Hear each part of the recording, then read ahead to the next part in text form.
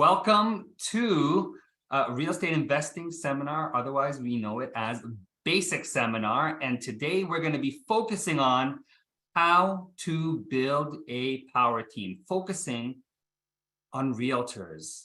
Now, just want to check by a show of hands, who here is interested in growing their real estate business and building a better power team?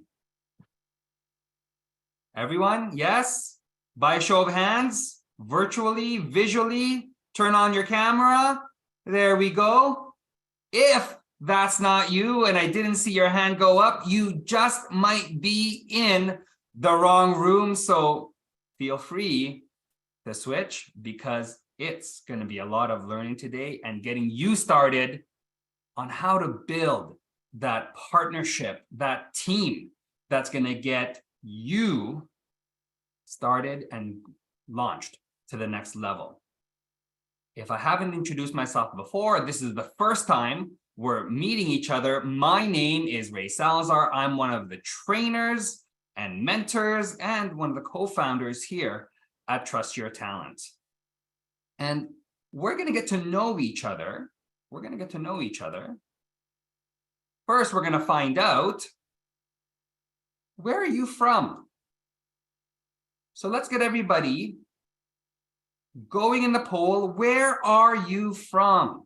Where on earth are you? Let's get that, warm up that clicking finger. And if you don't know where you're from, boy, it's going to be quite hard to figure out how to invest in real estate. Awareness of space is going to be quite key. Hey, let's see here. We're getting everybody in.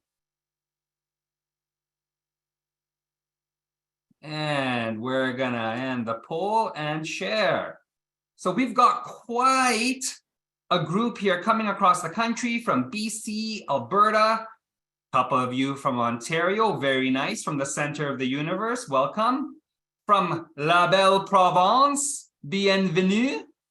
And from New Brunswick, our man, I think I know who that is, wink, wink, nudge, nudge. Nice to see you on here, Zach. Now, the next thing to keep on getting to know each other here,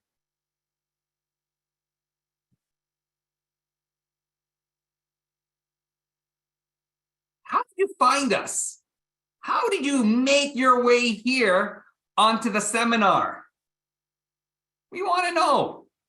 We want to know where you are, so we can make sure other people like you, who are on the growth path, who want to level up, who want to start their journey, who are telling themselves, 2023 is my year. They can find the first steps on how to get started and really take off. So we got two from, okay, here we go. All right, 3 is other. Interesting. For those, can I, by a show of hands, who put up other? For those who found us by other. Well, Kevin, I know how you found us. You're already a student, Kevin. That's why. You have a calendar for this. Got it. Anybody else, by a show of hands, who put up other? Who clicked on other, found us by other? Anyone else? Okay, they're a little shy. We'll get to know each other here as we go along. We've got some time together. Okay. Who shared a friend? You got a very good friend. If your friend pointed you this way, there's a lot of learning here at Trust Your Talent.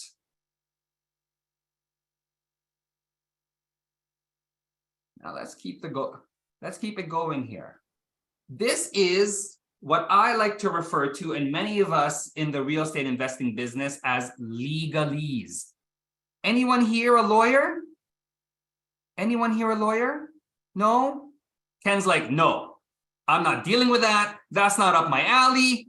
It's not even in my wheelhouse. Definite hard no on that, Ray. Got it, Ken? I see you. I see you. I see you. Mm. So what does this all mean? It's a disclaimer. It tells everyone here, it shares everyone here that we're not here at TYT as financial planners, accountants, tax advisors, lawyers, etc. Why? We're real estate investors, first and foremost.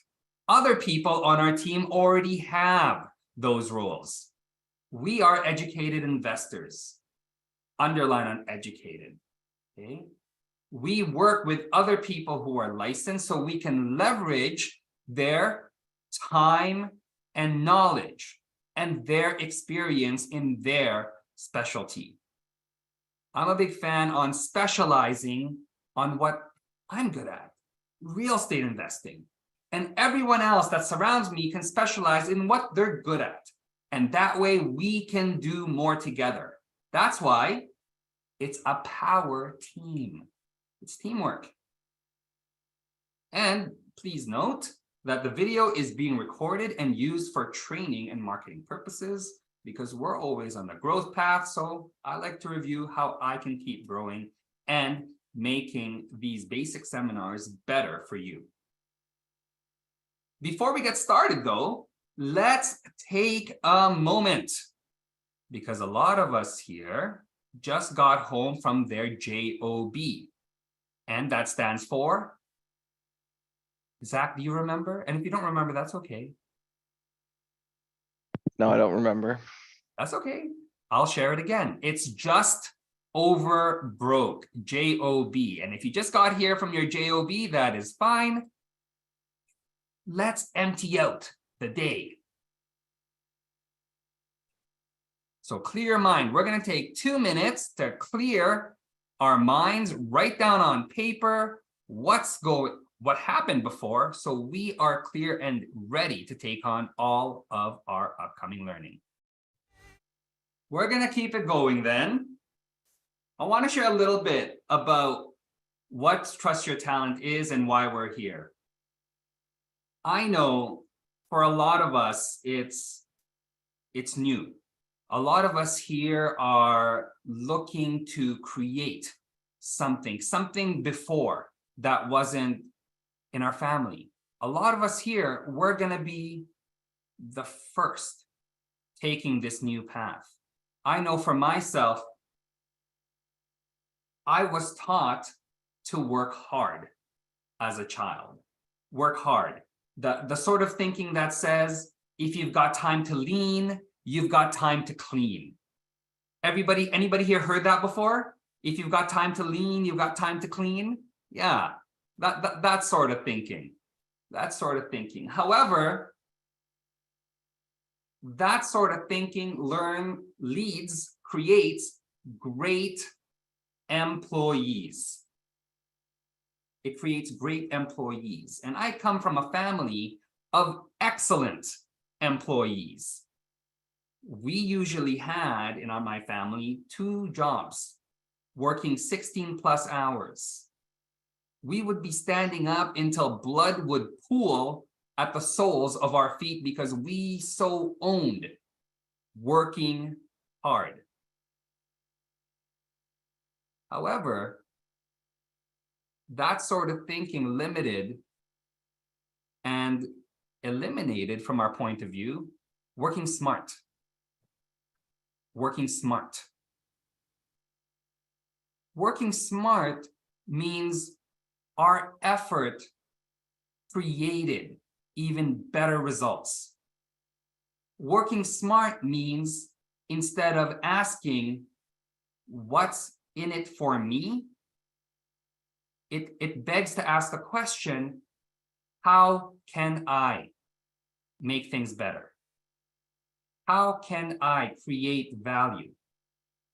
And that switch in questioning, how can I create value, naturally returns so much more than what we put in. Or in real estate speak, ROI, greater return on investment, greater ROI. Okay. So a lot of us here at Trust Your Talent, we've been blessed to know what we've got. We've been blessed to be able to apply what we've been able to apply and to have the time. because now we can pay it forward. We can create value by having and enabling others. Because after all, we're the first. We all come from backgrounds of hard workers, and we're the first to create new and work smarter. So what do we do with all that time? Help others do it for themselves. Because otherwise, it's just going to be us in the middle of the day at a bubble tea place in the middle of the week. We'd like to enable way more people to join us. Because bubble tea is so delicious. And it's even better in the middle of the day, in the middle of the week, when there isn't a lineup.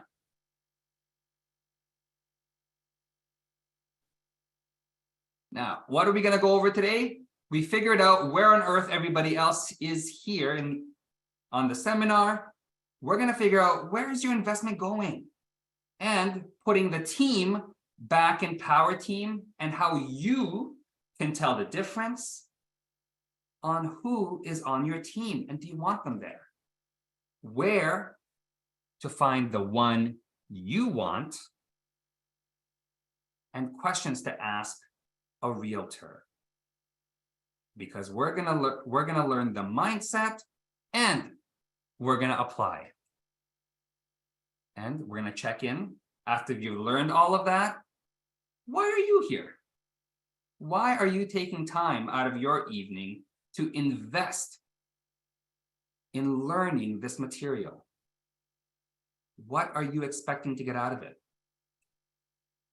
Then I encourage everyone here to take notes, write down any questions you may have as we go along. So when we come to the Q&A, we have an opportunity to answer your questions. And then I'll be sharing next steps on how to keep engaged, how to keep connected, and how to keep growing in your real estate investing journey.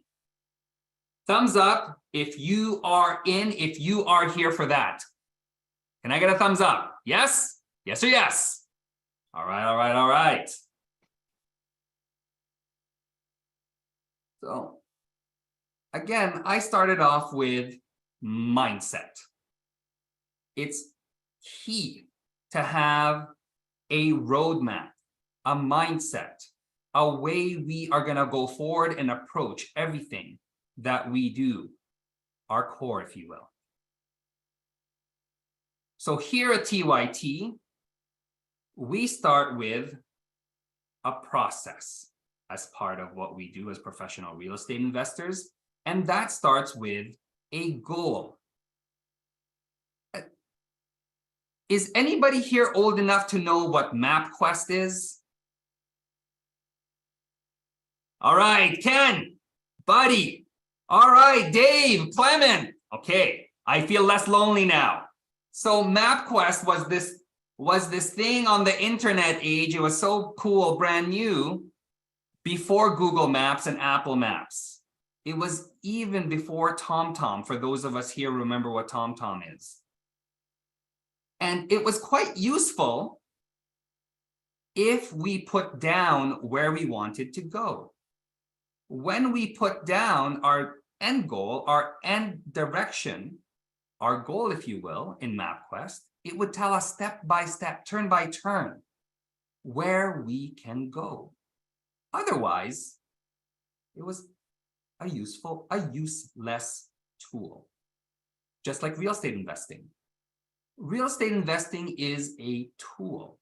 However, what has helped a lot of us here, students, community members, trainers, mentors, and strategy coaches at Trust Your Talent, is this starting point of having a goal. So what's your goal? And from there, just like MapQuest, we get down to the step by step. After the goal, our next steps in the process are SMP, in that order. Strategy. We choose a strategy that helps us get to our goal faster. A market that'll support our strategy. And finally, a property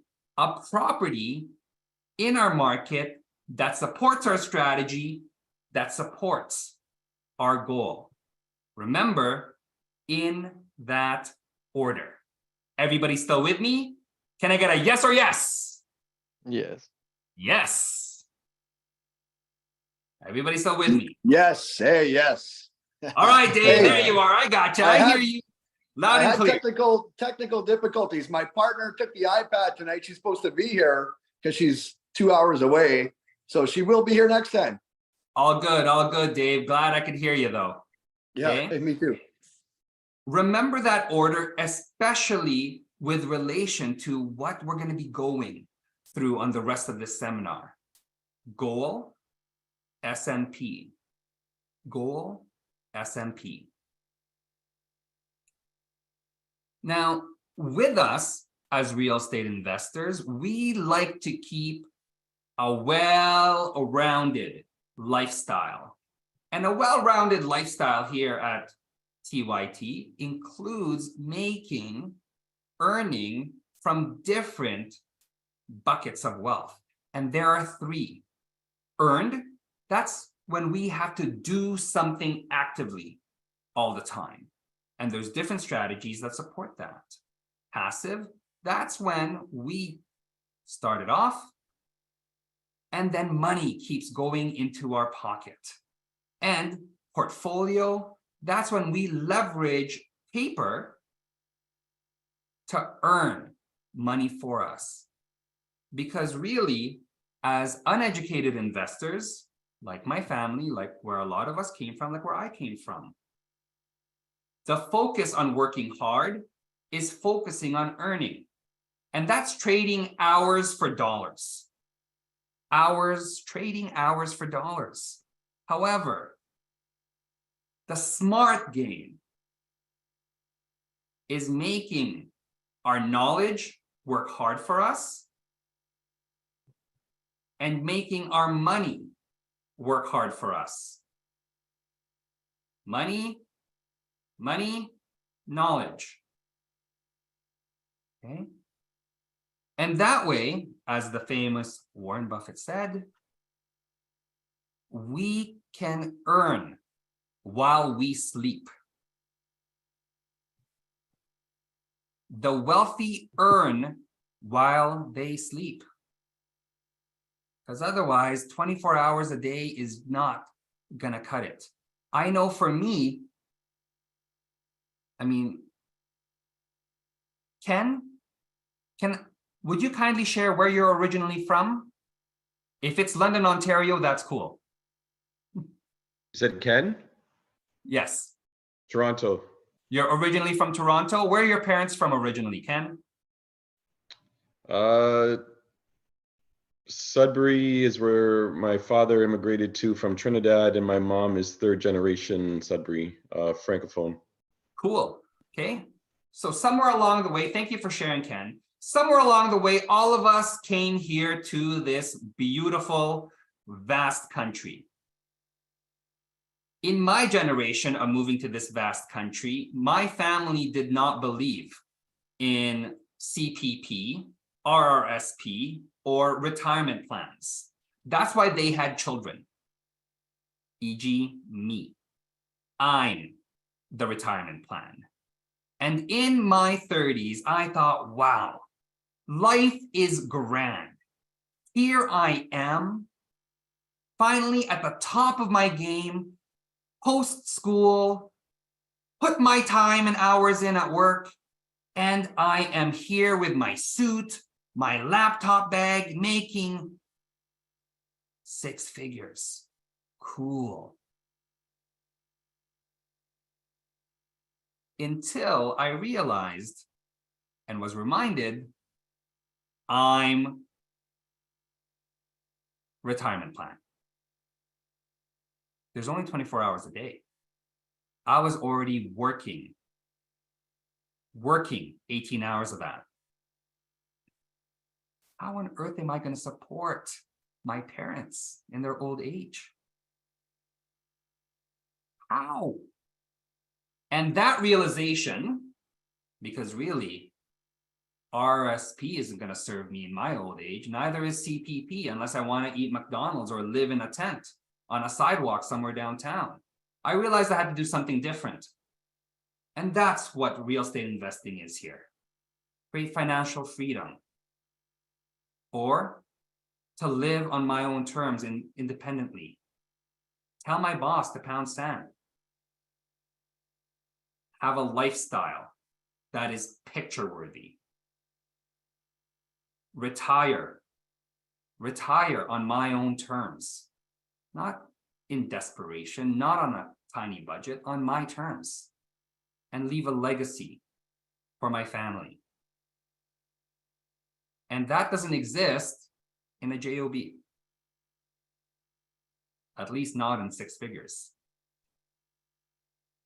So I want to share that we keep things growing here and going and growing. We do have upcoming events after this one. Next one is Team Spotlight Coffee Chat. That is going to be on May 13th. For those of you who put your hand up that you're in Alberta, we have the live workshop here. That's 2 days of live in-person real estate investment training from May 20th to 21st.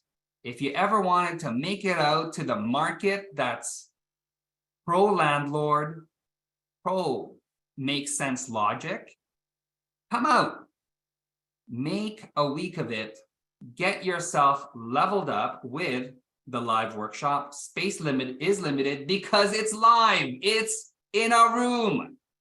And along with that, we are going to have a TYT Connect where TYT community members from across Canada come into Edmonton to share what they're up to, what their lessons are, what their deals are doing, and of course, help the community grow. And we have a Level Up Boot Camp live that's online coming on April 29th. For those of you that have registered into boot camp in the past, get yourself registered again. If you go once, you can keep on taking refreshers. And the way to access that is scan the QR code with your camera.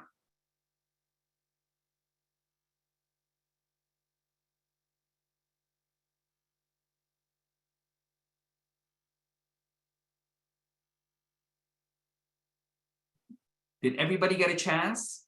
I'll wait for a thumbs up if you've had a chance to scan with your camera. Awesome, Ken. Awesome, Kevin. Okay, Dave, saw some thumbs up there. Now, who here has ever played in team sports? This includes road hockey. I love road hockey. Except when that orange ball hits me in the face, then that's not so fun. Okay? It's important that we bring forward that concept of team from our childhood, because really a lot of education takes that out of us. When we think of traditional education, it's you by yourself in a test, in a room, don't look across, heads down with a pencil or a pen. However, wealthy people have teams. They're surrounded by smart people who are specialists in their field, because being wealthy is a team sport. So let's figure out how to create that team. Okay. Now, when we think of a realtor as a power team member, by a show of hands, does it look like this picture? Does it look like a super friendly person in a suit helping an entire family, and it's all very huggy and warm? Look at that. It looks like she just told a joke, and then he kind of had a giggle at it, and so comfortable. By a show of hands, is this what's in your mind as a realtor. Well, I guess nobody has experience with this type of realtor. Not even buying your own home? No. Or is this your idea of a realtor? Somebody that's going to go through schematics with you, research, numbers, going to go through what your goals are, going to link your strategy to what's out there in the market, and will give you updates on where life is going, the market life of real estate. Yes? Does this look like it for you? This is the one I want to find. That's the one we want to find. All right. If the vision of your realtor in your head doesn't look like either of these, what does it look like? That's the first question.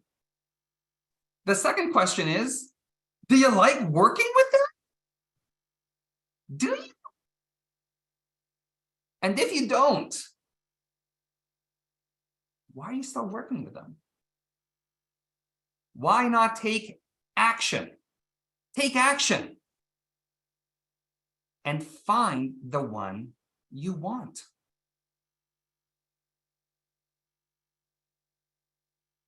Can I share some insight as to why? Is that okay? Yeah? Because for a lot of us, we don't know how. You don't know how to find the right one. Because no one's ever showed you.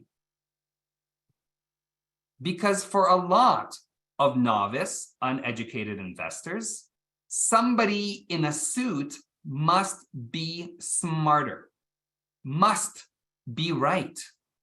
However, we're going to learn today how to challenge that and how to find the one that fits our needs, our goals, our wants. If you're excited by that, can I see, by a show of hands, let me see you if you're excited by that, to get the way to find someone that works with you. With you. Partnership, teamwork.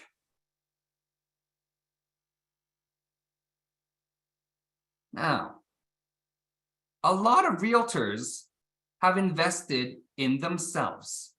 The better ones have invested a lot in themselves. Okay. Now the question is, how much have you invested in yourself? How much have you invested in your professional real estate investment education? Because real estate investing is a small world. We want to put our best foot forward. And just like entering any new field, real estate investing has its own knowledge. Are you educated to speak that knowledge and command that respect and be ahead of the curve to provide guidance? Okay. There we go. Okay, we've got a few people here just starting out. We have a couple on their way. I think I know who they are, because they're already students. Thank you both, Zach and Kevin.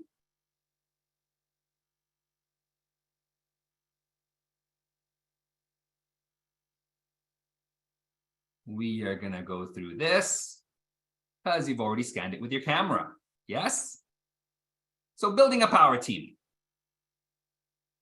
I already shared with you, for the initiated, the educated, there is an internal jargon. I'm going to reveal one to you right now. The term power team is an internal jargon. And do you know what jargon does when we're building a new relationship? It creates a wall, especially if the other side is not initiated, especially if the other side doesn't know what on earth you're talking about. So Another way to approach this is, I'm building a team. It doesn't have to be a power team. I'm building a team. Is that okay?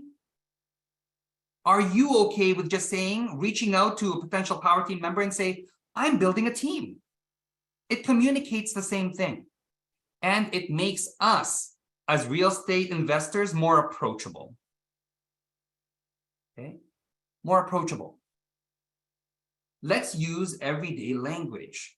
Too often, a lot of new people, novice, uneducated investors are so worried about looking bad and wanting to look super impressive that they use all this fancy language. However, let's go back to what I just shared before. What's the goal? Are you here to impress somebody you don't even know you want to work with?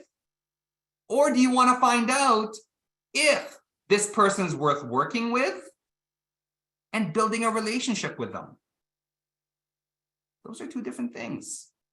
Two very different goals. So find out your purpose. Speak clearly and plainly. It doesn't matter how smart you are if your potential partner cannot understand you or is turned off by your language level.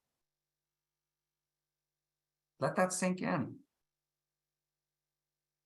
There's a reason why a lot of the smartest people in a room tend to just stay in universities.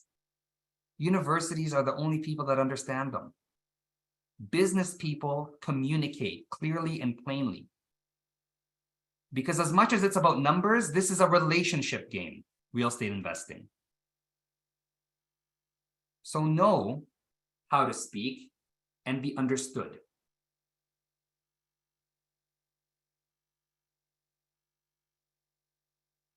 Now, with realtors, this is one where I invite all of us here to write down in the chat, what do you think a realtor does? What do you think a realtor does? How do they earn their commission? What value do they add to the process? Let's type it in here to the chat. Zach, Kevin, Al, Dave, Ken, Clement. You've all dealt with a realtor at some point. All of you have paid them. Why do you think, how do you think they earned their commission check? Okay, I appreciate that, Zach. Sales of properties to acquire wealth. Ken, Kevin, Dave, Al, Clement, buy and sell properties or buy and sell the land, the lot. Yes, absolutely. They understand the market. Due diligence, I appreciate. Al, good to see you there. Absolutely. A realtor does all of these things, and that's how they provide value. However, do you know who they represent in all? Ooh, Ken, some tough stuff there. School of Hard Knocks. Woo! Life in T-Dot, life in T-Dot. What can I say? However, do you know who they represent, realtors?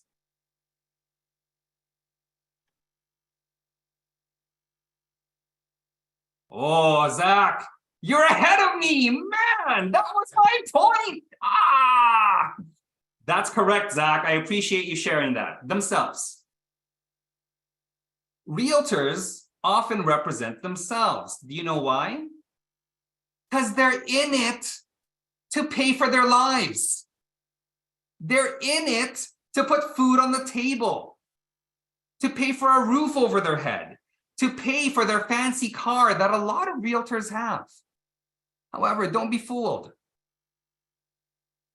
A fancy car just meant they were able to get the loan for that vehicle. Doesn't necessarily mean that they're successful. Doesn't necessarily mean that they're successful. In my humble life, whenever I have met a multimillionaire, they're often driving just a regular car, wearing a shirt or pants they bought for $5 on a vacation somewhere in the Middle East or Asia. And that's what they wear. Because really, as a wealthy person, why do you want to advertise a target on your back that says, hey, kidnap me, hey, sue me, I got all this money? Be aware. Not everything is as it seems on the surface. Okay? And looking at that, is there a conflict of interest? Well, I'm going to share right here. It depends on what capacity you're working with your realtor. Now, I remember hearing a story that a new real estate investor was sharing with me. Her name is Jenny. Jenny wanted to go into the US market. And she was told by a realtor in her local market, Vancouver, that you don't need to be educated.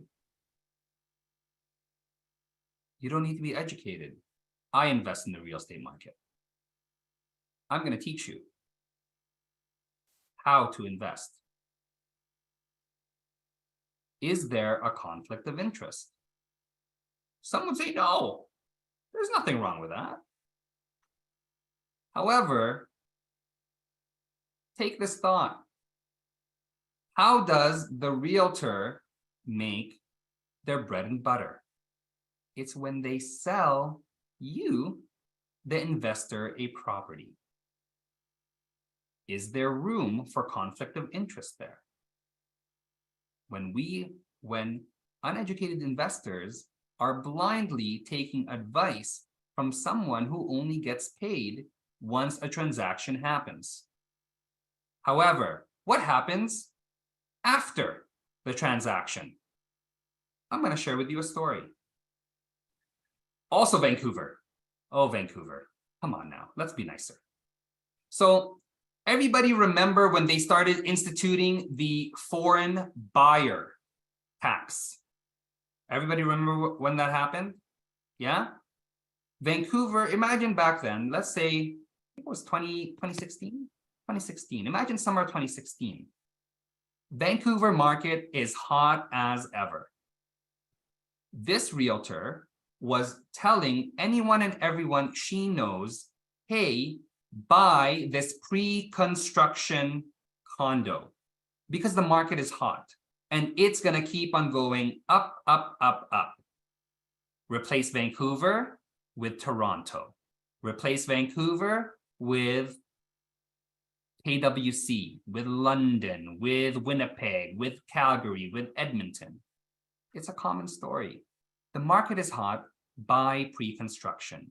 And then right before it's time to sign and officially get a mortgage, flip it over to somebody else. You've made lots of money. Sounds easy enough? Following? Everybody with me? Yeah. Except sometimes the government does funny things, like institute the foreign buyers tax. Does anybody remember what happened to the real estate market when that was instituted? Can anybody share? No? The market tanked. Nobody wanted to buy property. No one. And here were all these people speculating that the market is going to keep on going up. And they were holding a bunch of contracts that really they weren't going to be able to get a mortgage on, because their only plan was to flip the paper, flip the contract, sell the contract to somebody else at a profit.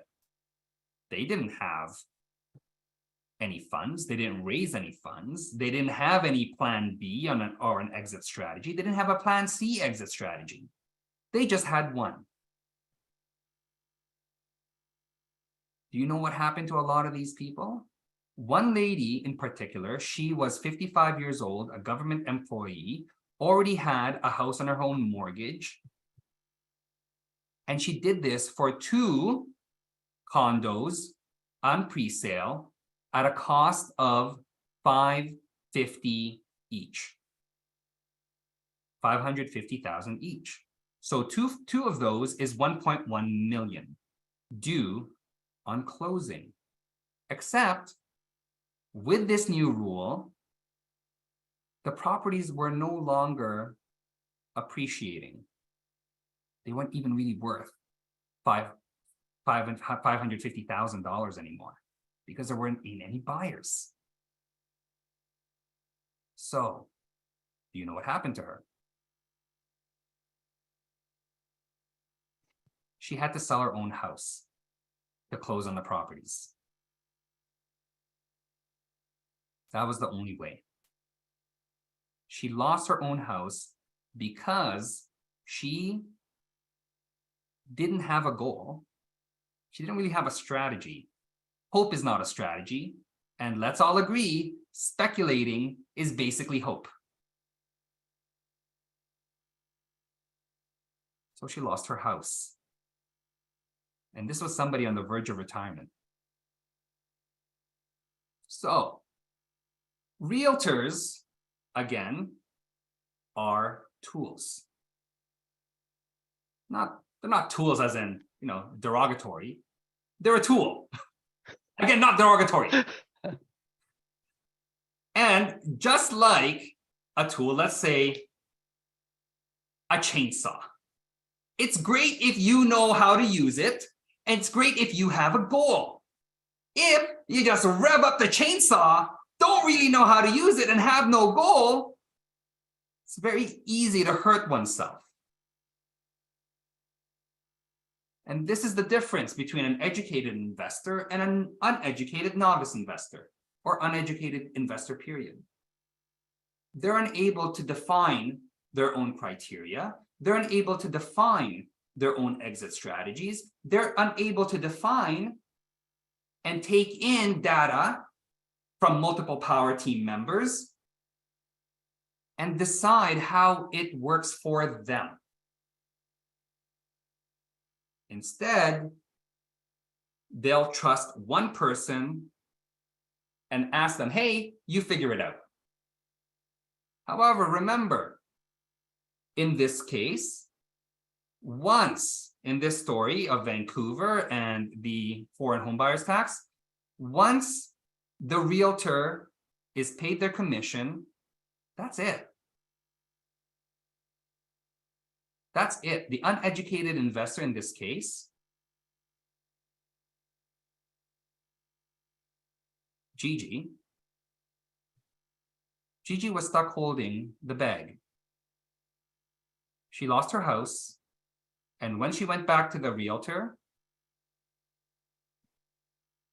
Kathy said, I'm sorry, I'm not able to help you. I don't guarantee what's going to happen in the future market. Transaction closed. So be aware. Own your own systems, own your own processes, own your own goals, own your own exit strategies, because really, the realtor is there as a tool. That's like yelling at a chainsaw and saying, why'd you hurt me? The chainsaw was being a chainsaw. You get to decide what you do with it.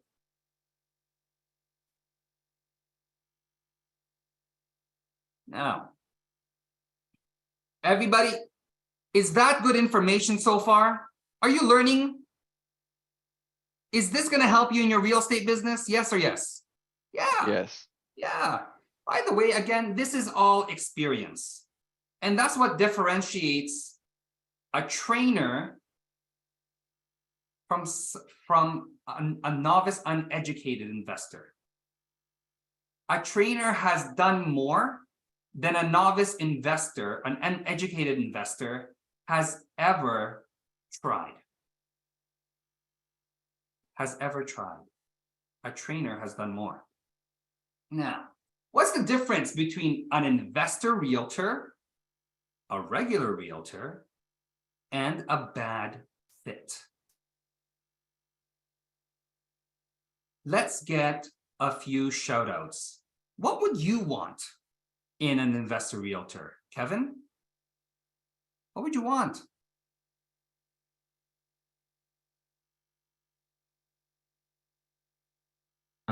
With someone that asset to know my goal and try to look whatever that fits.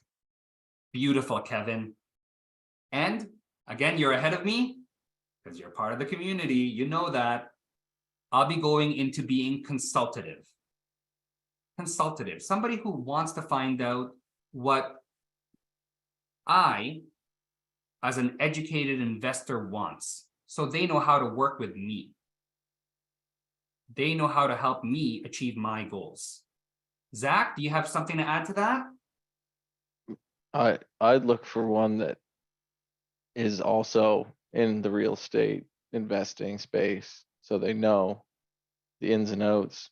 You know, when not like the whole ins and outs really, but you know, like they have good experience with real estate investing instead of just being like, oh, I know good investment properties, but they've never dealt with investment properties. That's true. I appreciate you sharing that, Zach. I also like to look for a realtor who's worked with other real estate investors. Sometimes. I'll share with you why it's sometimes. Okay. So yeah, that's a pretty good real estate investor, investor realtor, investor grade realtor. What does a regular realtor look like? So if we're looking at the photo of the smiling lady cracking a joke in the happy family, that's a regular realtor. They're focused on providing homes for families. That's their focus. They're transactional. Remember, an investor realtor has insight, has worked, has experience with other investors. And so they're going to be a bit more patient. They know we're looking for something more specific. And they're going to want to find out what we want to shorten that time frame on how to work together so they get paid. I want my power team member, my power team realtor to get paid. I want them to make as much money as possible so that we have a long, prosperous, working relationship together. Okay? If they make money, that means I must be making money too. However, we gotta agree that I gotta make money too as the real estate investor. A regular realtor gets paid when they put families into homes. They're also consultative. However, it's not going to be a long-term relationship. A regular family may buy a house every 5, 10, 15 years. A realtor will buy a real estate investor will buy a property every month, 3 in 2 weeks, 8 in a year. It's different. However, the realtor that knows, because they ask questions, because they're here for the long term, they know what the real estate investor wants, can create those results. Yes or yes? Everybody agree? Yeah. They can absolutely create those results. I remember one of my favorite realtors here in Edmonton, where I live, by the way, we were looking at properties during the downturn. I love buying properties on sale. Properties on sale happen when things go sideways, either because of the person, because of the city, because of the economy. Market, economy, person. Things go sideways all the time. And I wanted to buy this property at $167,000. $167,000. The property was listed at $197,000, down from $250,000. So let's restart that again. Initial listing $250,000, down to $197,000. They took a $43,000 haircut. I wanted another $30,000 haircut because I wanted to do an infill on the property. Infill being, I wanted to delete that thing off the face of the earth and put something pretty on top to replace it with more density so the neighbors can like me. And of course, be profitable in the process. Because it was an eyesore of a property. It kind of looked like a haunted house, to be fair. The homeowner told me to pound sand. They're like, I don't like you. I'm not selling it to you for $167,000. I want $197,000. And this was at the beginning of the oil downturn in Alberta. My realtors told me, you know what, Ray? They're not going to budge. I'm like, okay. If they don't want me, they don't want to give me their problem, which is the property. I didn't have a problem when I woke up that morning. They had a problem. They want to sell a property. If they don't want it to give me at a discount to solve their problem, I'm not taking it. I solve other people's problems at a discount because I make money in the buy. So I left. My real estate investment focused realtor called me a year later. Said, hey, Ray, you remember that property? Remember that property you were looking at before? Like, yeah. What about it? It's back on the market for $167,000. I was like, oh, wow, that's amazing. This realtor, and again, I love the man. I've had him over for dinner, him and his daughter. By the way, this is how much I love him. His daughter was so young. She was resting, taking a nap on my sofa. She peed on my sofa because she's a tiny little girl and I gave her too much water. However, again, I love him. He's my realtor. We're a team. We're a team. Fine. And again, he remembered me and that property. Told me, hey, Ray, they're now selling it to you. Want to sell it for $167,000. Isn't that what you put on the market for? I said, yeah. However, we are 1 year into the downturn, the oil slump. I want an even bigger discount now because it's an even bigger problem. I want to buy it for $115,000 now. My realtor told me, Ray, any other conditions? Nope. 115, we can close it for cash. 3 weeks close. I don't need an inspection. We're just buying it for land value. What do you think, everyone? Do you think he went for it, the seller? Yeah. Yeah? No, he didn't. Oh, However, we did come to an agreement at 117.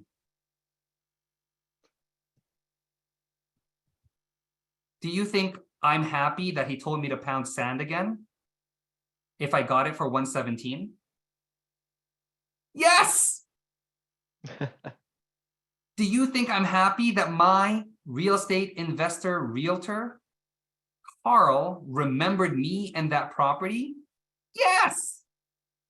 Is he happy that he got paid? Yeah! Am I happy I got money in the buy on this investment grade property? Yes. And now this property that we're talking about, purchased at 117, is an Airbnb with 2 units, cash flowing at $5,000 a month. Because I had a power team member that remembered me and what I was looking for. And we agreed who is taking the lead on this investment journey. Okay. And now, what is a bad fit? What is a bad fit? I remember one time I was in Hamilton.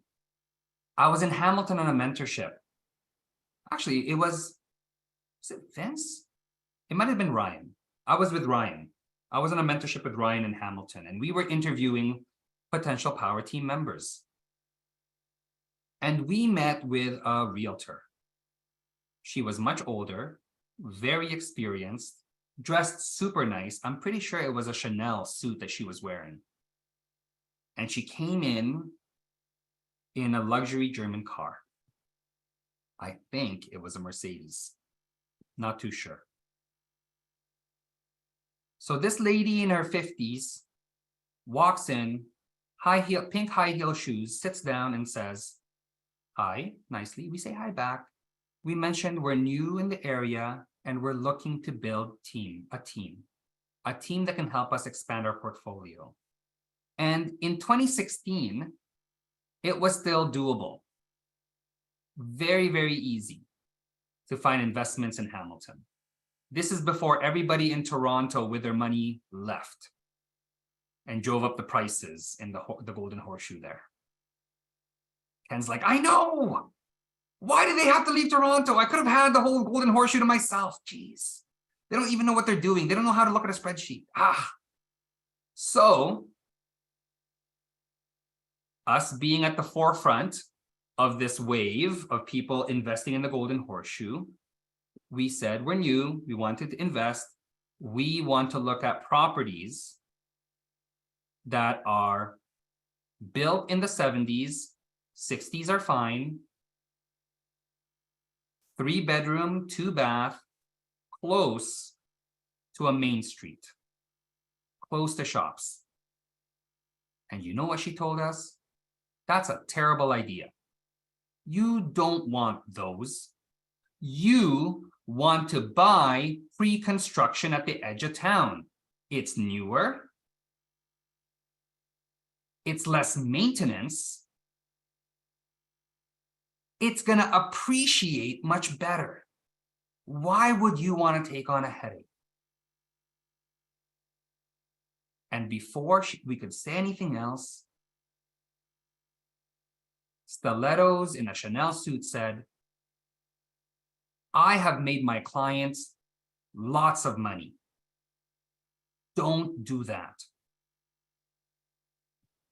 Buy a pre-construction in a new part of town. We're going to take a pause there. By a show of hands, would you work with this lady? I'm seeing a lot of shaking hands. Why? Could it be she didn't even bother to ask us what we wanted? Could it be she didn't even want to know why we were taking that approach? Could it be she doesn't know of any other strategies, and this is what's made her successful, getting fat commission checks from builders selling new properties at retail price? Retail! I don't want retail. I'm a professional, educated real estate investor. I want money in the buy. Do you think we worked with her? No. We thanked her for her time, did not ask for her business card, and went off to our next meeting during our mentorship. We want to work with people that'll see us as partners. Because we're not going to know everything in the market. We're not going to know the day-to-day. That's their specialty. What I'm going to know as a professional, educated real estate investor is my strategy, my goal. I want them to fill me in on the market. I want them to fill me in whether my strategy will work. And I will ask for numbers, demographics, city policy, year over year trends, and where the investments are going to be from the big businesses. And then from my power team members' data, I'll make an educated decision based on the strategy that I chose. That's what I do as a real estate investor, as a trained real estate investor. Okay. Is everybody clear? Everybody with me on what makes an investor grade realtor, a regular realtor, and what a bad fit is? Yeah? Yeah. Now, let's get to know you better. I've been sharing how I work with power team members and what my goals are with them. I'd like to know what your goals are. What are your goals? Let's take a minute and go to the polls. We are back. And the poll. And a lot of us here are looking to build a better lifestyle. A better lifestyle. I'd like to ask you, what does that mean, a better lifestyle? Ken, what does a better lifestyle mean for you? During COVID, we segued to more charitable activities. It became all encompassing. It was very rewarding, but now it takes up all my time. And I'd like to be able to do that on my time, to give back on my own time. And then take more of an approach where there is some cash flow coming in to really focus on replacing all my expenses, so I can really go and help my wife pursue what she wants to pursue, and then what I want to pursue also. Awesome. And do you know what your wife wants to pursue? It's okay if you don't, if you haven't had that I conversation. 100%, yeah, 100% do. She wants a cafe on a beach. Ooh, that's fun. I mean, I love food. And as you can see, I'm kind of dark. I love the beach. That's fantastic. Okay. That is great. So now we're going to dig in deeper into our target realtor here, the one that we want to work with us and the ones we want to avoid. The realtor that is investor grade is going to be relationship oriented versus transactional. Because us as real estate investors, we're here for the long haul. Because this is not real estate investing, in the words of our trainer for multifamily income properties, multi-unit residential, Ryan Carr, real estate investing is not get rich quick. It is get rich for sure. This is a marathon. This is a marathon. Let me tell you, when I started, I worked a job that was pulling in 60 hours, and I was taking calls and looking at listings and potential investments in the bathroom, during breaks, or in my car at a parking lot before a meeting. I was not born into wealth. I came to this country underdressed, because the Filipino version of warm is a light jogging pants and a light sweater. And moving into Winnipeg, in October at -40, boy, definitely underdressed. Didn't come from money. So we want people that are relationship focused, who are here with us for the long haul, who will grow with us as we evolve into different investment vehicles, into different strategies. Okay. The transactional person is a person that just wants to get and close the deal. How can you tell them apart? Have you ever had somebody pressure sales you before? Yeah? How do they talk? They usually talk, Al, this is such a great deal. Look at it. There's never been a deal like this in the future. Look, the market's gonna turn and you're gonna be so sad you didn't take advantage of this deal. Has anybody experienced that before with anybody attempting to sell them anything? Yeah, that's a transactional sale. That's a transactional person. A relationship person is, Dave, we are running out of runway to close this deal. Do you want to move forward or not? No? Cool with me. Just so I know we're still going to be working together, Dave, I still want to work with you. Is there a new strategy that you're moving into? Or are you just moving into a different market? And if it's a new strategy, I'd love to know so I can help you get that fit for that strategy so you can win at it and get to execute. So Dave, if this is not the property, let's have that meeting. Let's have that call. If it is this property, what changed, Dave? Is it the funding? Is it the lending? Is it a JV partner that backed out? Let me know. I might be able to find somebody else to partner with you on that deal. Has anybody ever heard a realtor talk to them that way? I'm getting a lot of people looking at me like I have a third eye. It's possible. It is possible. However, they are not common. These realtors are not common. And it's because they have a different motivation and a different mindset. They know they got to have part transactional, and that's for people with families, and that's cool and that's fair. Because regular folk, regular families buy a new home for their family every 5, 10, 15 years. That is transactional.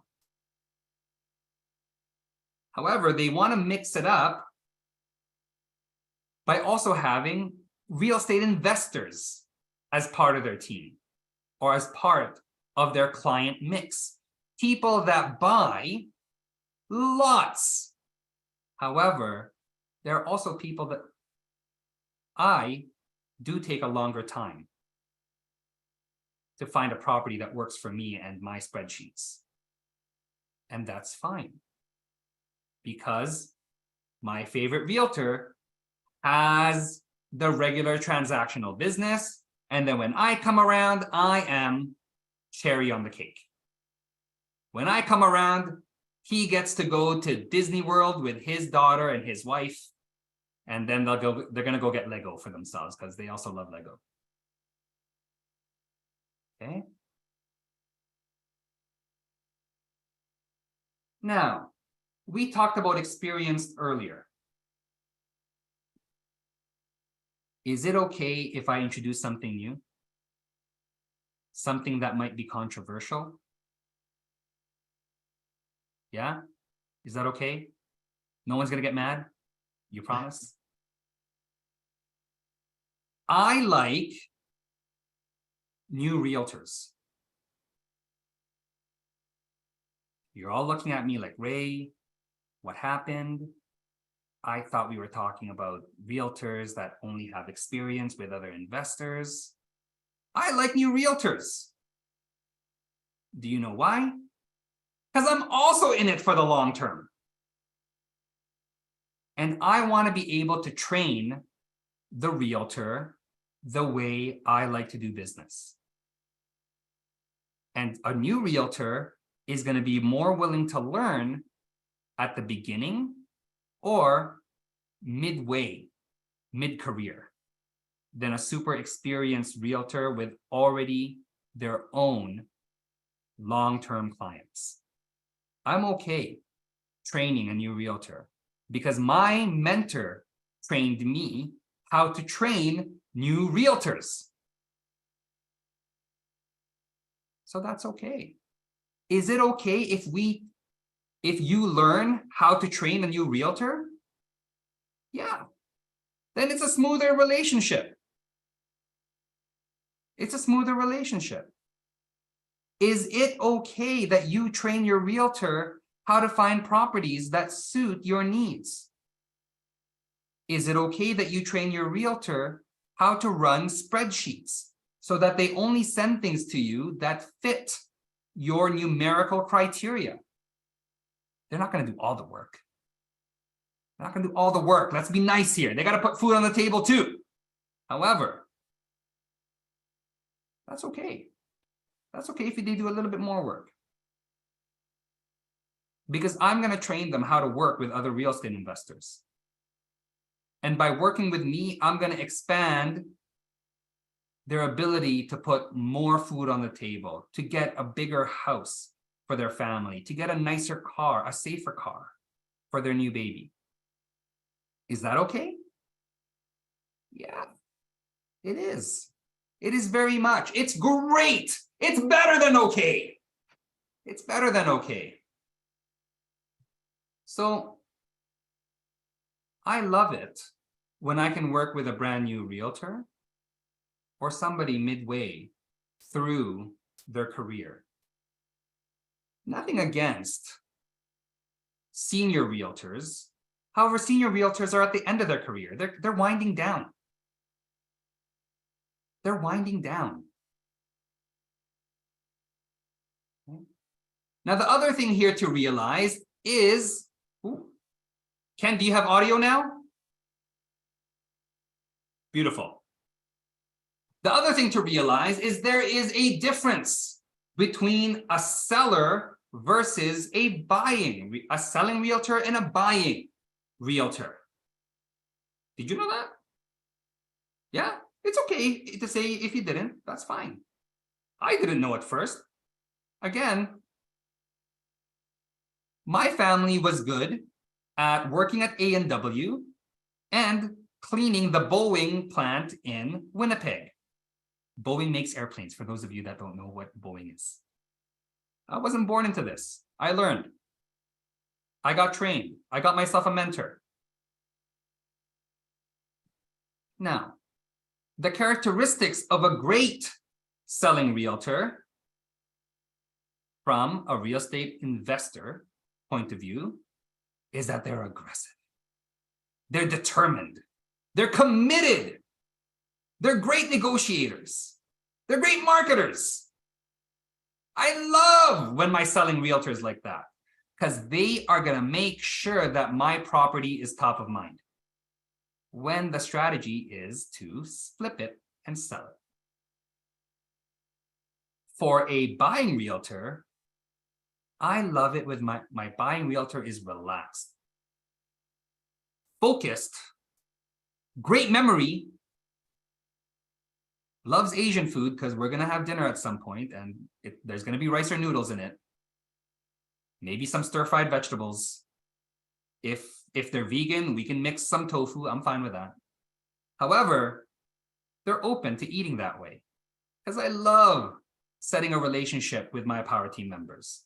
And they're going to remember me, my criteria, and be open to communicating and reaching out. That's a great buying realtor. Yeah? Who loved that? Who had something new to take away? Yeah. They're not all the same. There's different criteria. That's my criteria, and that is what has helped me and my business and the rest of the trainers here at TYT and the mentors expand and grow their portfolio. Some of us here are across Canada. Actually, all of us are across Canada. There's not really one trainer who just invests in one province. Really, it's 2 or more, 2+ provinces. Some of us are also in Canada and the US, and even more are in Canada, US, and the UK. Canada, the US, and the UK. I mean, can you imagine? Canada used to be a colony. Imagine colonials owning a part of the motherland. It's like the colonized colonizing the colonizer. It's great. It's a great feeling. I feel great going to bed at night that some British guy is renting from me. Makes me feel accomplished. Moving up in the world. Now, we covered experience already in the previous slide. However, let's now look at commercial versus residential. Does anybody know the difference between a commercial realtor and a residential realtor? Hands up if you do. Okay. Ken's like, I haven't seen one in a while. Refresh me, Ray. Refresh me on that. I haven't seen one in a while. So if I may, Dave and Zach, a commercial realtor deals with a different asset class from just residential. They don't buy and sell single family homes or converted single family homes or single condos. Commercials deal with entire apartment complexes. 6, 7, 8, 25, 60. I saw one in Oromocto for 150 units. Does everybody here know where Oromocto is? Of course you do, Zach. Of course you do. It's in your backyard, or kind of backyard. And what else do? They also think of strip malls. Where your local Max is, commercial realtors will sell that. Think of where your Walmarts and Home Depots and Lowe's are. Or for you here, Ken, your Metro. That was arranged for by a commercial realtor. Okay? They don't play in the single family space. They play with businesses and business people. There's a difference. I would not go to a commercial realtor and say, hey, I want to buy 5 houses. They'd look at me and say, you know what? I only deal with transactions over $1 million. And even if those 3 houses were in Toronto and most likely $4.5 million, I'm still not doing it. That's not what I do. Go somewhere else. I'm focused on different conditions here. Business people. I'm used to longer sales cycles, more than 90 days. I'm used to more intense negotiations because there's a lot more on the line. It's different.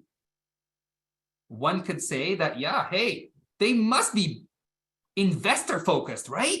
Ray, I mean, all they deal is with business people. They're going to be investor focused.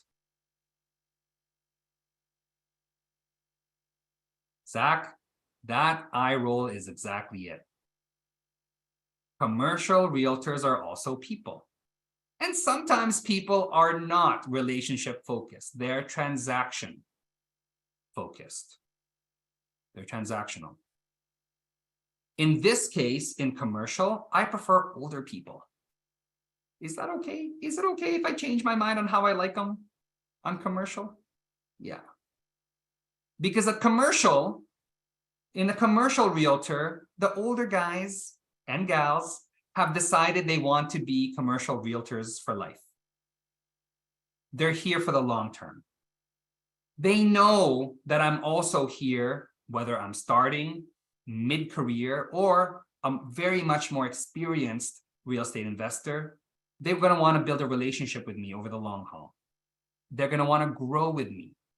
Whereas new novice commercial realtors, they don't know if they like this yet.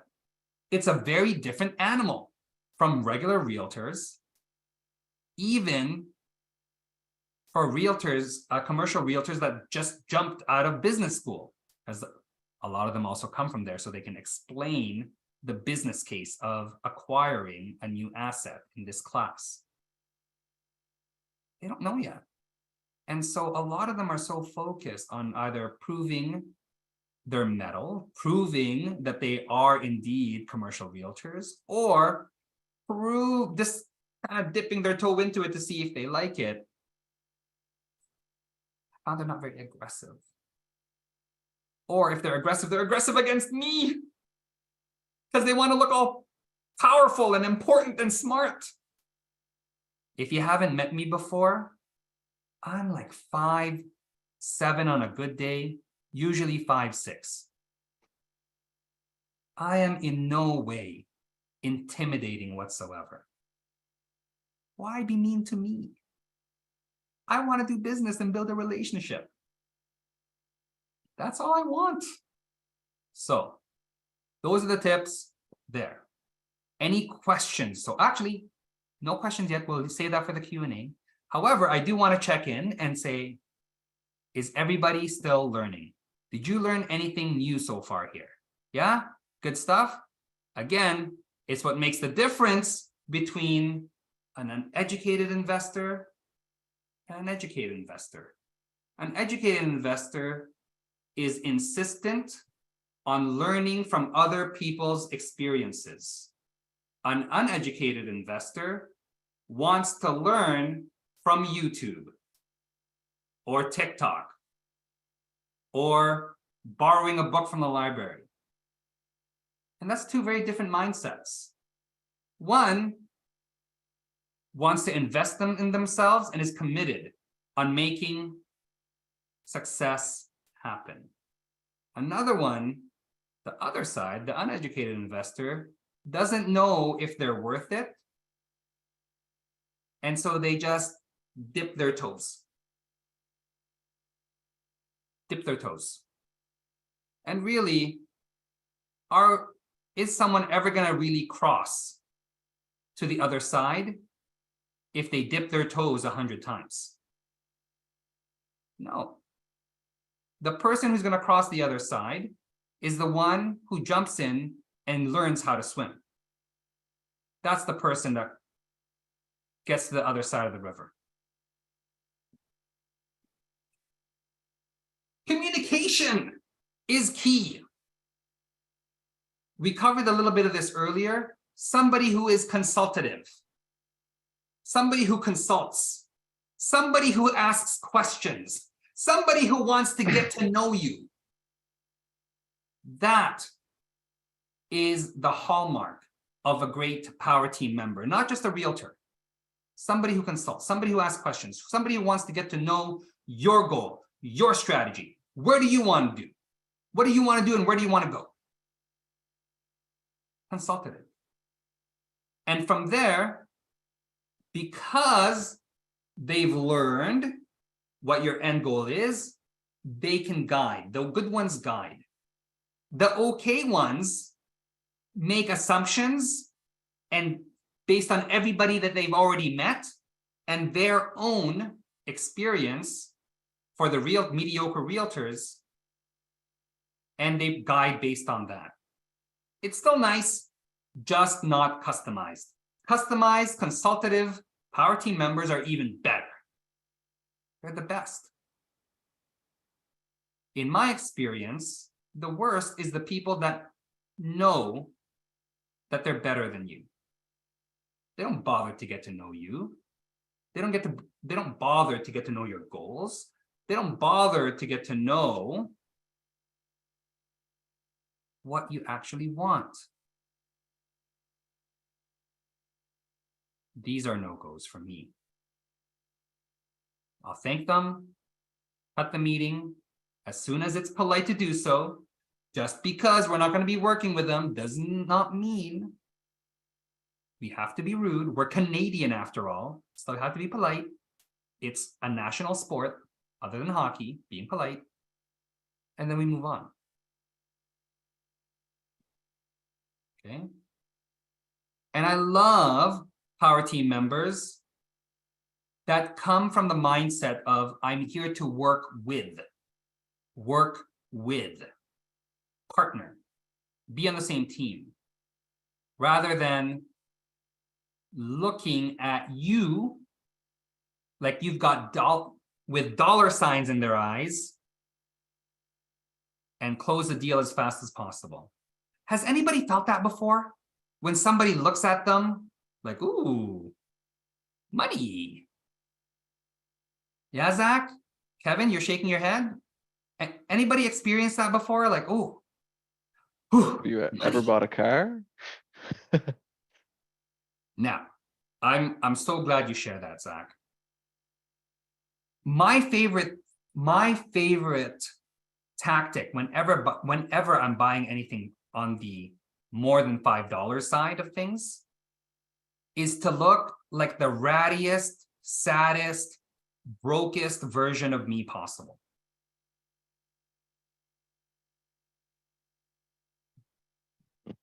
Now, what does that mean? I'm going to wear broken flip-flops, shorts that one wash later will disintegrate, and a t-shirt that I'm pretty sure I wore in high school. Whenever I'm looking to buy a car, a house, not meet a person for the first time, buying it. I find it's disrespectful at that point when we meet the first time. However, if I'm buying it, I want to set the example that I want to be as comfortable as possible, and I'm gonna lower their expectations a bit because they're gonna run away from me if they're the type that has dollars in their eyes all the time when they look at me. I'm here to build a relationship. And somebody in relationship mode will look past my sad outfit and realize I'm here to build a relationship too. I'm here to build a relationship too. So if you thought being a real estate investor meant wearing tuxedos and fancy shoes, man, I am here to correct that thought. Bring your gardening outfit. Bring your snow shoveling outfit. It's fine. It's fine. Okay?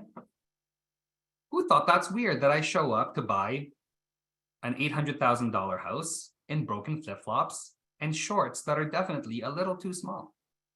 If you can picture that in your head. Okay. However, it sets the tone. It sets the visual language of our relationship. It helps them feel more comfortable that I'm not this hoity-toity real estate investor that's going to grind them. Again, I'm here to build a relationship. I don't want to stress my power team member out. I want them to be comfortable so that we can do the best work that we can together, so we can create the best deal we can together. Is that new for you? Put up your hand. Can I, by a show of hands, is that new? Taking that approach, being more approachable. Yeah, be more approachable. Remember, we are here at the beginning of the slides. We are here to build a team. We're here to put back the word team in power team. No bow ties, no tuxes. Show up as you are and be comfortable so that they will also be comfortable. Now, a lot of you have shared, I haven't met a lot of people like this. Where the heck do you find these power team members? Where? Ray? I don't know. I haven't found them in the 406 or the 604. I don't know. Well, I mentioned earlier, you can create them. If you are trained and have access to a mentor who can also guide you, you can create that power team member that you're going to grow with, that you can grow with over the long term. Because after all, how on earth are you going to be able to grow in different markets if you are unable to train your power team? So you have alignment. Let me tell you, I do not like going to the UK. Do not. It's gray. The food is sad and bland and overpriced. And really, if I'm going to fly that far, I'd rather just land in Italy or Spain. It's sunnier. And they have better food. So build a team that for alignment. Build a team that feels like they're part of a team with you. Build a team that you're comfortable with, will understand your goals. The other one is being part of a community. Being part of a community of like-minded individuals that know how to find these people. There's nothing better than leveraging other people's experience and other people's time. And when you are part of a community that is abundance focused, that wants to help, and there's a lot of communities like that. However, not a lot where they're all educated on how to do this. There's nothing worse than the blind reading the blind. So make sure the people you're following, the people that you're getting referrals from, know what they're doing. They have a mentor. They've been trained. They have a few exit strategies so that the person they're referring to you passed that test, had that conversation. And next, this is my personal favorite because this is how I got started. I got myself a mentor. I had someone who is where I want to be, who looked over my shoulder as I was getting started, and I built a relationship with over the long term so that we can still have conversations. I know even with my mentees now, even though we started me mentor here and mentee down here in terms of experience and knowledge level, the goal is to get my mentees up as fast as possible. So then we can have even better conversations. Like, where are you investing? Why does that strategy work there? And we can help each other grow even faster. However, the focus is helping my mentees grow. I remember when Vince, one of my mentees, was starting out, and he told me, Ray, I have my dad's money, my dad's RSPs. I'd like you to take it and invest it for me because I'm not comfortable with my dad's retirement fund. And I said, I don't want your money. Why don't we review your creative financing and let's review where you're investing and why you believe that your dad's money is not going to be safe there. And if it's not, because it's higher risk, higher reward, of course, based on what you see, let's find an alternative vehicle together. Let's find another strategy that works for you and your father's retirement. That's what a real mentor does. They're focused on their mentee's success, not, hey, give me your money, I already know. Because that's not teaching that's giving someone a fish, not teaching someone to fish. I'm a big believer on teaching my mentees to fish. That's what creates a better community. That's what raises the level of real estate investing in Canada, in North America, in the world.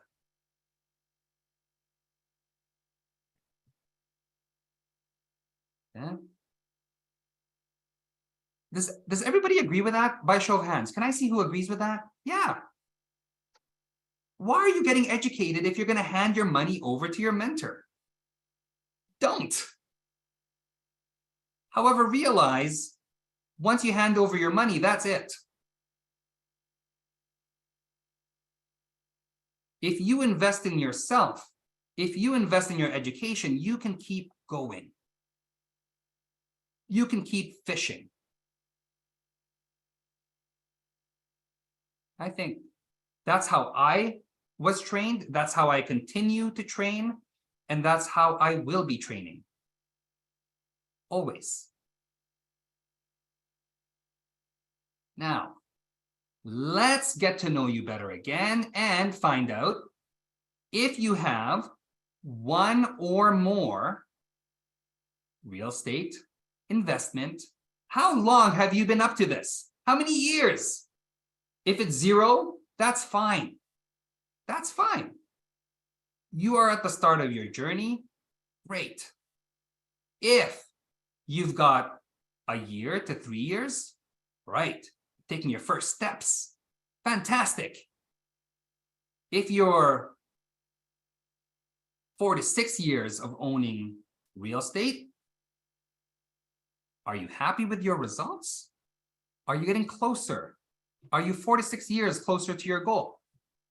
And if not, time to think about why. Why is that the case? If you're 7 years, what's stopping you from achieving your goal? What's stopping you from achieving your goal? Okay. All right, we're gonna end the poll there because that's over a minute. And we've got some people who are just starting out. Some of us here are starting to walk. Some people are at a jog. However, let's figure out why. You haven't achieved what you want to achieve yet. Okay.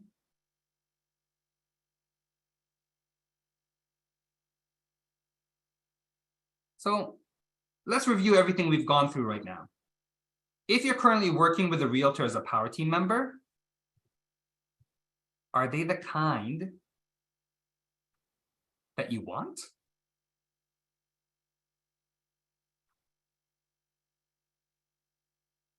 And what kind of realtor do you want to work with?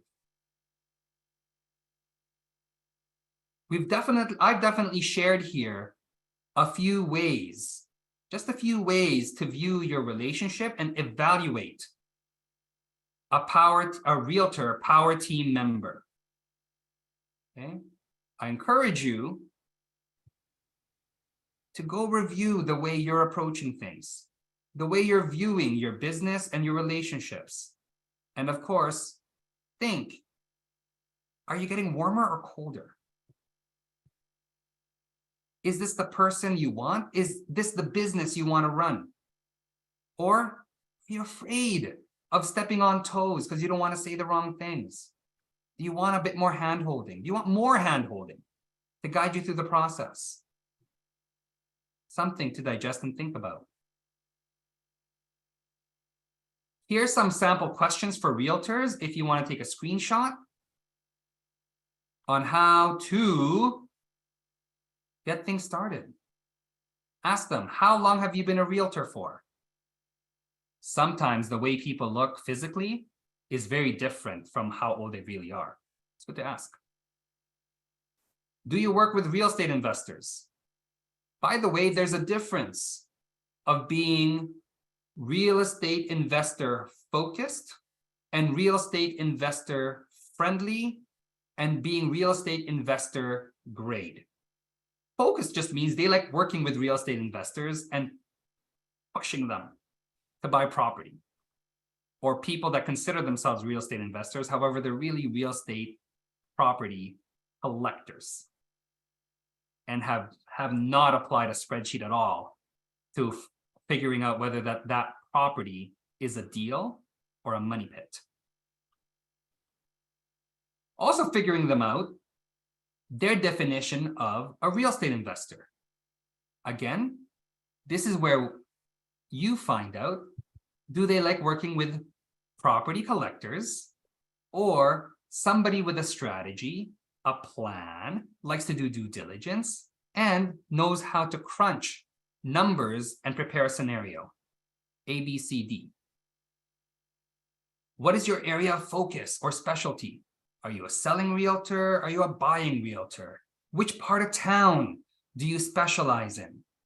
Why did you choose that part? What part of town would you avoid? Why? What part of town do you prefer? Why? And here's one I love. What's your goal this year as a realtor? How much do you plan on making?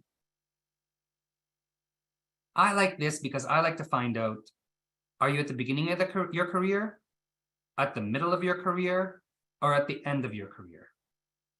Is the person I'm working with hungry? Are they going to run through walls for me if the deal requires it? Or if it's a little bit too hard to work with me, they're going to be like, I'm not doing it. It's important. I want somebody who runs at the same pace I do, who's committed as I am. And again, that's not an everyday realtor. And just like people, they're rare. And yes, realtors are people too.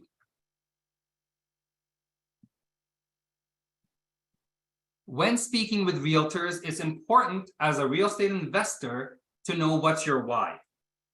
They want to know, or it's important for you to communicate why you're doing this. Why are you doing this? Are you just here to make a quick buck? Are you here to change your life? Are you here because you watch HGTV and you want to feel cool, like the cool kids? Those are all different things and can communicate if the realtor wants to even work with you. What's your vision for building a portfolio? Are you going to go one by one? Are you open to buying multiple at the same time? What strategies are you going to use? Lease options, distressed properties? Are you going to use income properties, multi-unit residential? Are you okay with infills? Does that excite you? Are you here to be more of the creative financing side and help other investors get off the ground? What strategies are you going to use? And of course, why you? What's your unique selling proposition? What separates you from anybody else? Why are you worth remembering? Because again, when building a team, real estate investing is a people business. It's about building relationships. So it's important to share why me as a real estate investor. And what have you done to be taken seriously and considered trustworthy? Because this will come off in the way you speak with others and approach conversations.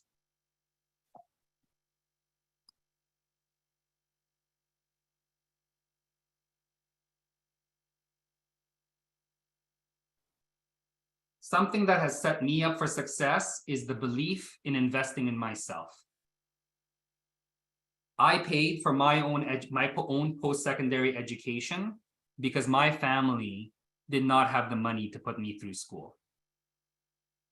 And it got me just ahead enough to make a living. However, I wasn't happy with just a living. I wanted freedom. I wanted to be able to support my family's expectations of me and my expectations of me. And so I got myself self-educated to build a life that I could be proud of. So for next steps, Kevin and Zach, you've already done it. For those of you that are new here, get yourself a coach. Book yourself a strategy coaching call now.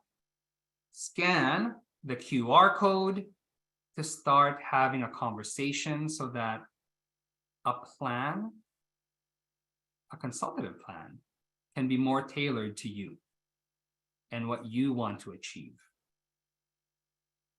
Because my goals are going to be different from Zach's.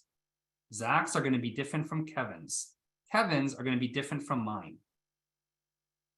One of my goals is to be in shorts for as long as possible and stay looking Filipino.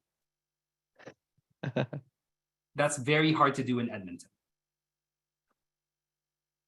Okay, for those of you that know where Edmonton is, it's hot. Like, the sun sets very early in the summer. And really, have you attempted to tan in minus 45 in February? It's a no-go. So, Kevin, I also like seafood, fresh seafood. Okay.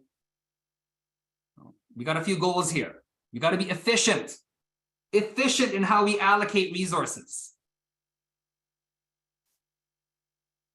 Now, for those of you here that are taking yourself seriously and taking your goals and know you're ready to run, we have a live 2-day workshop, and that is going to be in Edmonton. Each day is 8 hours. We're going to be packing it full of training, real estate strategies, and that's going to be hard strategies, including distressed properties, wholesale and assignment, lease options, and multifamily. Soft strategies, so strategies that are soft skills that can be applied to multiple businesses and with a focus on real estate investing, because after all, TYT is focused on financial education. So creative financing, asset, and income protection are also going to be part of that live 2-day workshop. Interactive breakout session. We want to make sure that you are absorbing the content. Contract template. So after the session, the 2-day session, you're going to be able to apply and hit the ground running.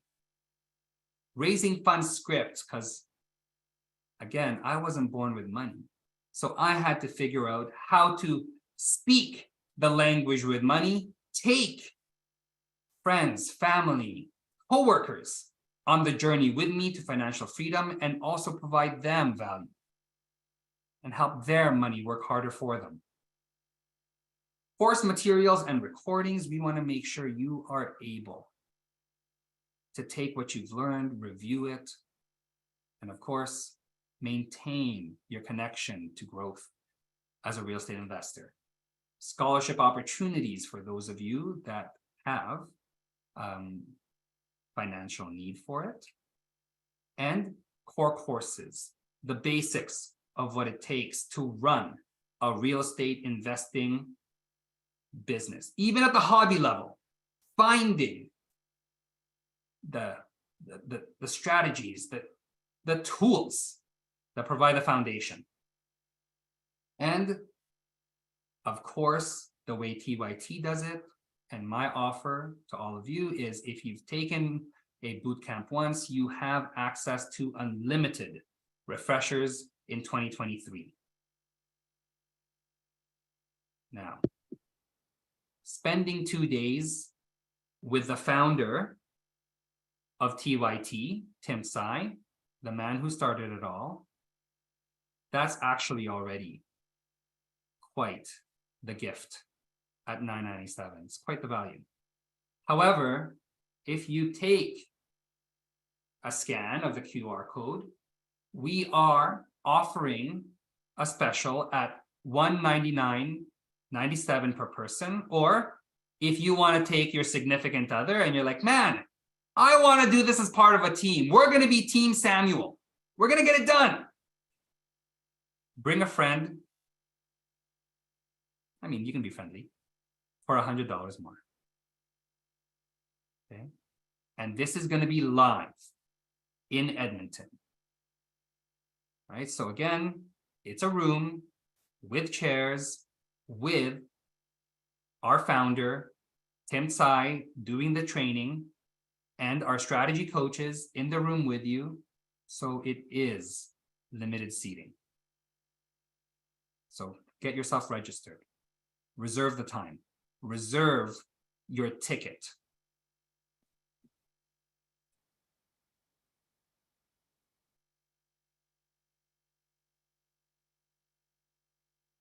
We also have an online version, and we call it boot camp.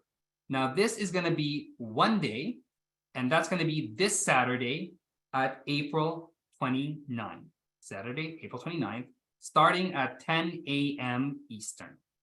Going to be a full day. You will get hard strategies, soft strategies, breakout rooms with the strategy coaches, contracts, raising fund scripts, and more.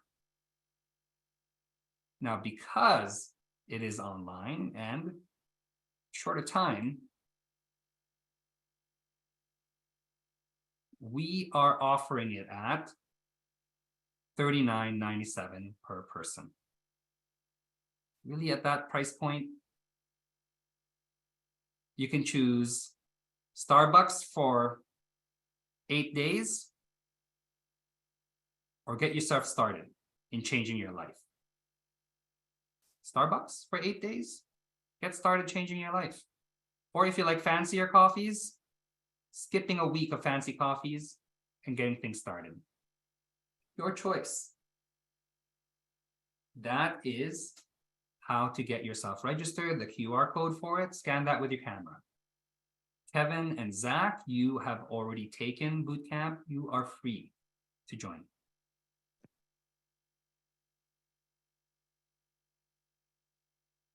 And stay connected. Be a part of a community that is always learning, always growing, because we are all active real estate investors. It doesn't matter if it's the founder, myself, a trainer or mentor, any of my other colleagues, strategy coaches, other mentors, other trainers. We all actively invest regardless of the market conditions in different markets across Canada, in different countries. I like to say, if they speak English and it's legal, we'll do it. If they speak English and it's legal, we'll do it. Because we are here as active real estate investors to provide value to our investors. I answer to my own investors too. And I'm here to share my learnings from being an active real estate investor and help people who want and have the mindset that there's more out there. There's more to them than just what they're currently living now, and that they can help others by growing.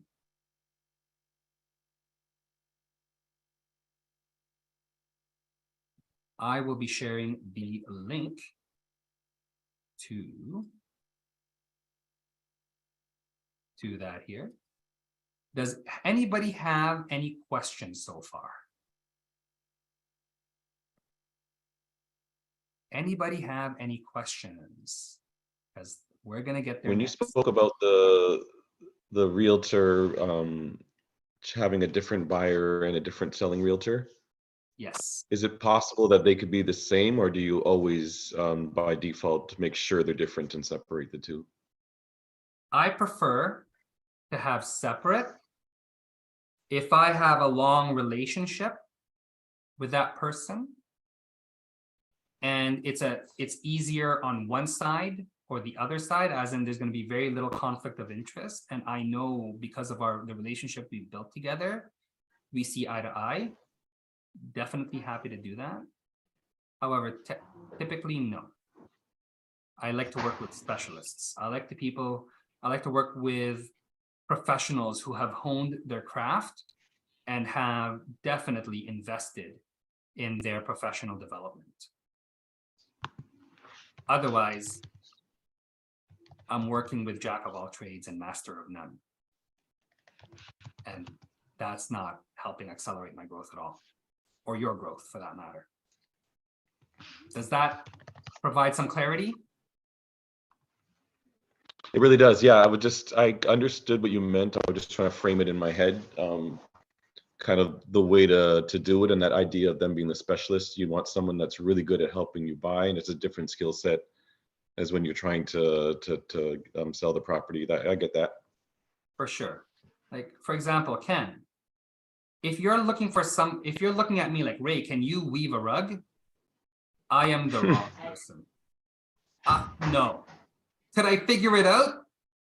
Maybe on YouTube, painfully, it's going to be a very ugly rug. I can just tell you that. However, you want real estate investing, I got lots to share. I got experience.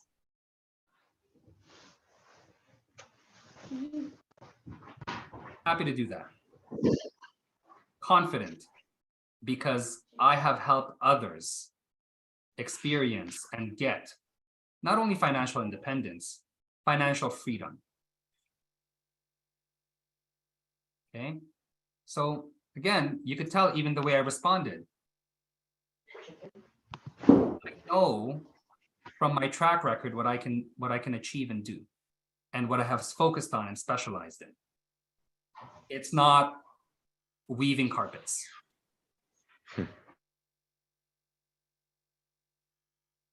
Okay. Any other questions I can answer? I know we are now officially past time. Are any of these free seminars available through the portal? These are not, Zach. No. You have access to a mentor and advanced courses. So the materials you'll be consuming go into further depth.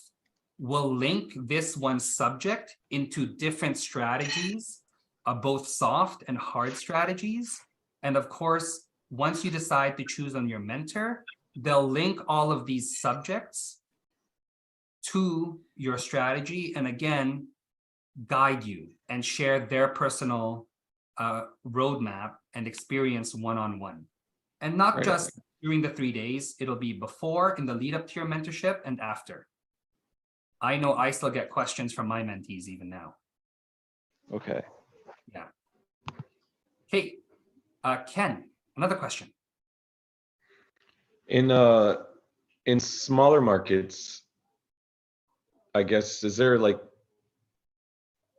are you targeting, I guess, because there's less overall houses to focus on? Are you spreading yourself amongst lots of smaller markets, or can you actually be in one smaller market and do well? You know what I mean? Like, So Ken, when I hear a question like that, I have even more questions. Because I don't know what you mean. Which markets? Are you referring to smaller markets in the US, in the UK, or Canada? What strategy? Are you looking at rentals, lease options, distressed properties, infills? What exactly do you mean? And it'll change per market, per property, per country, based on government laws, government incentives, market decisions, businesses, year over year, migration. So when I hear a question like that, Ken, I ask for clarity. Because again, I know when I ask myself, I start with a goal, then know my strategy inside out, then I choose a market, then I look at property. Remember that earlier? Yep. Yeah. Because it's different. Like, Ken, I can very much tell you what I would do in the countryside of Wales in the UK is very different than what I would do on the outskirts of Saskatoon. There's different levels of government support. There's different levels of migration. The industries that support the housing drivers in those two different markets require different strategies.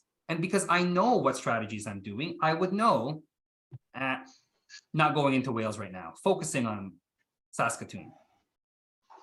That's how an educated investor approaches this. Going with market first and then figuring out a property because it was cheap and then making a strategy work afterwards makes it very hard to fix.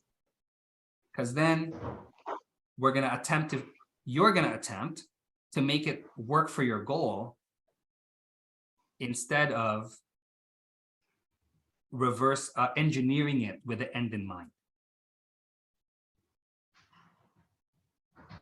Engineer it with the end in mind. I don't know what your goals are, Ken, when you say something like that. Unless you like the idea of owning a property in a smaller town. I mean, yeah, that you can do that.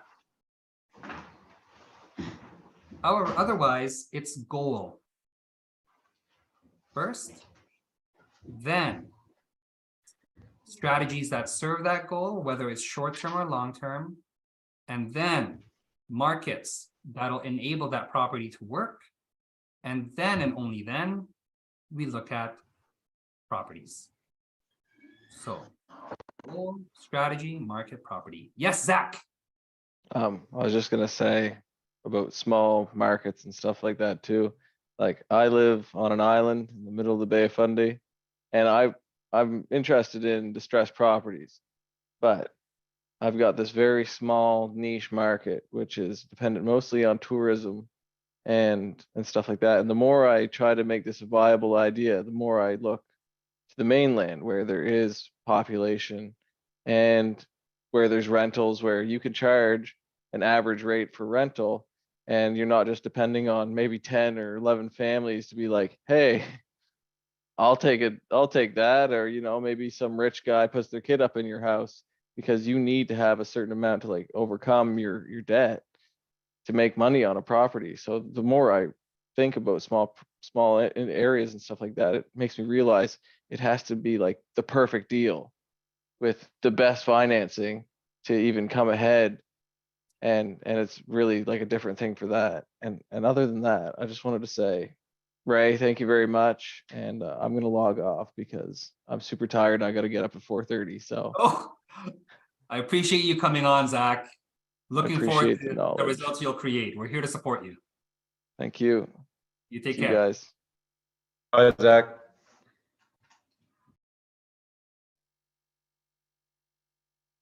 Any other Correct. questions? Yes, Kevin. When you mentioned we can train our power team members, say a realtor, I actually have someone in my mind, and I feel he has a good personality kind of thing, but his current market is in the North Vancouver, which is not the market I'm looking in right now.